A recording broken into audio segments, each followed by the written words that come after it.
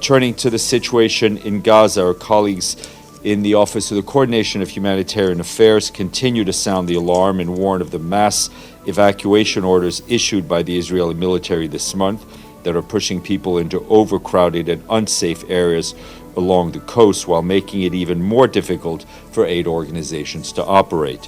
The evacuation orders issued today for part of Deir al-Balah and Khan Yunis have impacted 115 sites that are hosting more than 150,000 men, women, and children who've been displaced. This includes 80 makeshift sites, 4 UNRWA and other centers, and 29 informal shelters. As with past evacuation orders, today's directives also impact our offices, warehouses, and residences used by us and other humanitarian organizations, as well as the families of staff. Following today's evacuation from Deir al-Balah, many aid workers had to evacuate their homes once again with their families. Today's orders have made 3 water wells inaccessible. Those wells serve tens of thousands of people. In Deir al-Balah, the water supplies decreased by 70%, and there's also critical shortages of sanitation and hygiene materials. So far in August, the Israeli authorities have issued 11 evacuation orders impacting about 250,000 people.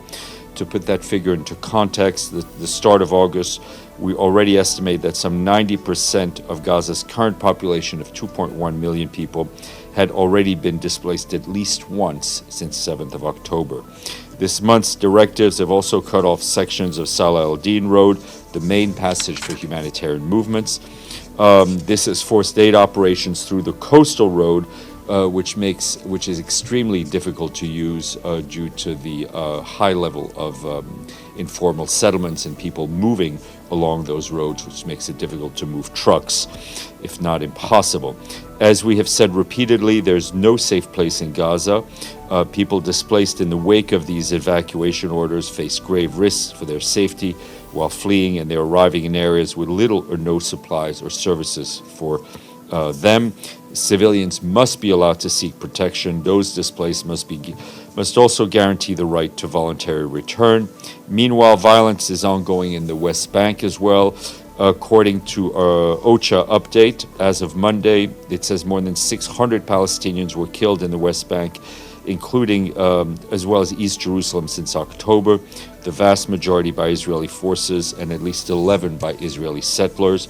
During that same period, 15 Israelis were killed by Palestinians in the West Bank, including as well as East Jerusalem.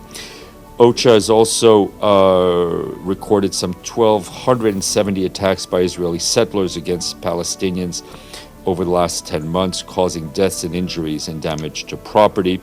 As a reminder, there is a scheduled briefing of the Security Council on the Middle East tomorrow. For our part, Tor Venislan, the UN Special Coordinator for the Middle East peace process, will be briefing, albeit remotely via video technology.